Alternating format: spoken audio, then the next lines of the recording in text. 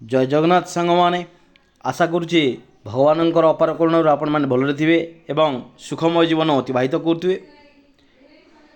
आज यही वीडियो को समस्त को स्वागत एवं शुभेच्छा। आज आम दशम श्रेणीर साहित्य सिंधु पुस्तकर राघवों लंका यात्रानुकूल विषय वस्तु को आलोचना करवा पिला माने मु आपण मानकर रश्मि सार समस्त को स्वागत जनाऊँगी एवं विषय वस्तु को आगे जावा। ये होचंती आमर मर्यादा पुरुषोत्तम श्रीराम एवं तांको सहित अछंती अनेक गुड़िए कपि एवं तांकर अनुज लक्ष्मण। जेतेबेले रावण कौन करछि ना सीता को हरण कर नहीं एवं रामचंद्र विषादग्रस्त हो जाइछंती निज अनुज लक्ष्मण सहित अनेक गुड़िए कपिवर मध्य अछंती एवं तांको मध्य कौन होइछि ना सुग्रीव सहित मित्रता स्थापन होइछि एवं लंकार रावण ठारू सीता को उद्धार करने पाई से अनेक गुड़िए विचारमान चिंता करुचंती एवं ये देखा पाउथबो पिला माने सेई भारत बा भरत ड्यूरिंग रामायण टाइम बा रामायण समय ये जो भारत को आम ये देखा पाचु मानचित्र रे ए मैप रे देखा पाचु एटारे विभिन्न प्रकार अच्छी एटी श्रीलंका एवं एटी कौशल बा मिथिला रु आरंभ करी अयोध्या देकी दंडकारण्य देकी किष्किंधा देकी श्रीलंका रे पहुँची एटा है से रूट तो पिला माने जानी पारुथबो देखा पाइबो। एवं अन्य एक चित्र ये देखा पाचु आम जे जिते कपि गण अछंती समस्त कपि कौन करछंती ना पथर नहीं समुद्र रे सेतु निर्माण रे लागी पड़िछंती एवं सही समय रे श्रीरामचंद्र गुंडीची मूषा को हाथ में धरी वार्ता प्रदान करछंती एवं संगरे अछंती अनुज लक्ष्मण एवं अति प्रियर वत्स हनुमान। आमे जदि कवि परिचय विषय आलोचना करिबा ये होउछंती आमर कवि सम्राट उपेन्द्र भंज देखिपारुथबो पिला माने से होउछंती सप्तदश अष्टादश शताब्दीर जड़े सुविशिष्ट कवि। तांको लेखा गुड़िक वर्तमान समय मध्य श्रोता बा जी पढ़ुथिबो ताकू बुझिबाटा कष्टकर बोध हो पारुछि।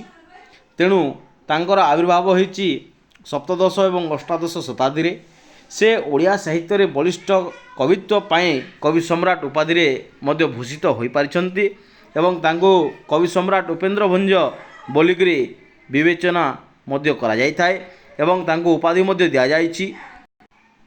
तांको कवि सम्राट उपाधि रे भूषित करा जायछि। से सप्तदश शताब्दी रे शेष पर्याय रे गंजाम जिला भंजनगर सहरर अनति दूर रे अवस्थित घुमुसुर राजवंश रे से जन्मग्रहण करतिले एवं तांकर आविर्भाव होइतिला घुमुसुर राजवंश रे जहाँकि गंजाम जिला भंजनगर सहर अवस्थित अछि। तांकर सुयोग्य पिता हेउचंती नीलकंठ भंज माता हेउचंती हारा देवी। तांकर जेजे बापा होचंती धनंजय भंज जे राम तारक मंत्र जप करी कवित्व लाभ करथिले बोली मध्य जनाशुना। तांको कहा जाए राम तारक मंत्र से जप करी पांडित्य लाभ करिसंती बा कवित्व लाभ करिसंते बोली मध्य कहा जाए थाए। उपेन्द्र भंजंग जदि आम सृष्टि संहार विषय देखा पिला माने ताहले तांकर अनन्य रचना रे स्थान पाइछि कोटि ब्रह्मांड सुंदरी लावण्यवती वैदेहीश विलास। ये जो तीनोटी तांकर मुक्ता सदृश गोटे गोटे कविता जहाँकि पाठक प्राण रे आमोदित करिथाए मन मझी जाइथाए।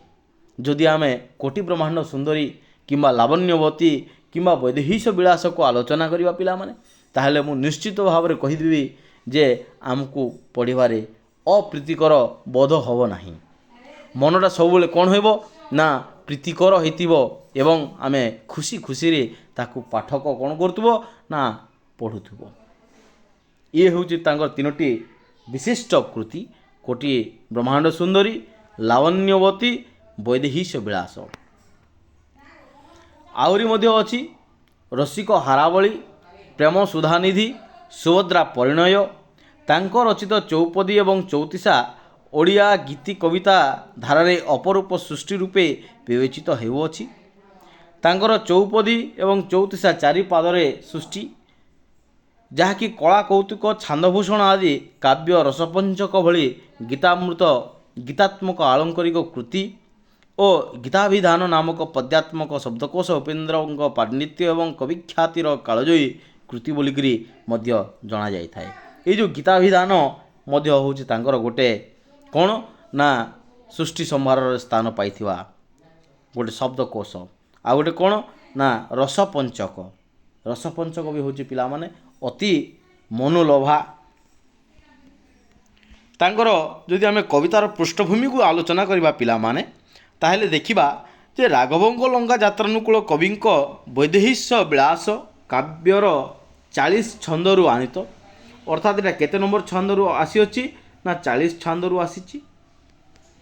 ଏବଂ ଏଠାରେ ଆମେ କ'ଣ ଦେଖିବା ନା ରାମକାବ୍ୟ ବୈଦେହୀଶ ବିଳାସ 52 ଛାନ୍ଦ ବିଶିଷ୍ଟ ରଚନା। ଏଇଟା ଅଛି କେତେ ଛନ୍ଦ ନା 52 ଛାନ୍ଦ, କିନ୍ତୁ ସେ 52ରୁ ଆମେ ଯେଉଁଟା ପଢ଼ିବା ସେଇଟା ହେଲା କ'ଣ ନା 40 ଛାନ୍ଦରୁ ଆସିଅଛି। ଏଥିରେ ପ୍ରତ୍ୟେକ ଅକ୍ଷର ବ ଆଦ୍ୟବର୍ଣ୍ଣ ନିୟମରେ ରଚିତ ହୋଇଛି, ଅର୍ଥାତ୍ ସମସ୍ତ ବିଷୟବସ୍ତୁ ବରୁ ହିଁ ସୃଷ୍ଟି ହୋଇଥିବ।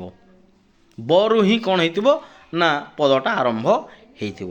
ଏଥିରେ ଆମେ କ'ଣ ଦେଖିବା ନା ଯେତେବେଳେ ଲଙ୍କାର ରାବଣ କ'ଣ କରିଛି ନା ସତୀଙ୍କୁ ହରଣ କରି ନେଇଛି, ସେହି ସମୟରେ ରାମଚନ୍ଦ୍ର କପିଙ୍କ ସହିତ ଏବଂ ତାଙ୍କର ଅନୁଜ ଲକ୍ଷ୍ମଣଙ୍କୁ ନେଇ ହନୁମାନଙ୍କୁ ନେଇ ସେ ସୀତାଙ୍କୁ ଉଦ୍ଧାର କରିବାର ସମୟ ବା ବେଳର କଥା ଏଠାରେ କବି ଅତି ରୋଚକ ଭାବରେ, ରୋମାଞ୍ଚକ ଭାବରେ, ବିଚିତ୍ର ଭାବରେ ବର୍ଣ୍ଣନା କରିଛନ୍ତି। ଲଙ୍କାର ରାବଣ ଦ୍ୱାରା ଅପହୃତ ସୀତା, ଏଠାରେ ସୀତାଙ୍କୁ ଉଦ୍ଧାର କରିବା ପାଇଁ ରାମଚନ୍ଦ୍ର ସମୁଦ୍ରରେ ସେତୁ ବାନ୍ଧିବା ବେଳର କଥା ଏହି କବିତାରେ ବର୍ଣ୍ଣନା କରାଯାଇଛି। ତାହେଲେ ପିଲାମାନେ ଆମେ ଜାଣିଗଲେ ଯେ ଏଇଟା କେଉଁଥିରୁ ଆସିଅଛି ନା ବୈଦେହୀଶ ବିଳାସରୁ 40 ନମ୍ବର ଛାନ୍ଦରୁ ଆନିତ ଏବଂ 52 ଛାନ୍ଦ ବିଶିଷ୍ଟ ହେଉଛି ବୈଦେହୀଶ ବିଳାସ। ବ ଆଦ୍ୟ ବର୍ଣ୍ଣରେ ସୃଷ୍ଟି ହୋଇଛି ଏବଂ ସୀତାଙ୍କୁ ଉଦ୍ଧାର କରିବାର ସମୟ ବା ବେଳର କଥା ଏଠାରେ କ'ଣ ହେଇଛି ନା ଆଲୋଚନା କରାଯାଇଛି। ତେଣୁ ପିଲାମାନେ ଆଜି ପାଇଁ ଏତିକି, ପୁଣି ଦେଖା ହେବ ଅନ୍ୟ ଏକ ଭିଡ଼ିଓରେ। ତେଣୁ ସମସ୍ତେ ଲାଇକ୍, ସେୟାର, କମେଣ୍ଟ ନିଶ୍ଚିତ ଭାବରେ କରିବେ ଏବଂ ଯଦି କିଛି ବୁଝିବାରେ ଅସୁବିଧା ହେଉଥାଏ ତାହେଲେ ନିଶ୍ଚିତ ଭାବରେ କମେଣ୍ଟ ମାଧ୍ୟମରେ ଜଣାଇବେ ବୋଲି ଆମେ ଆଶା କରୁଛୁ। Thank you to all.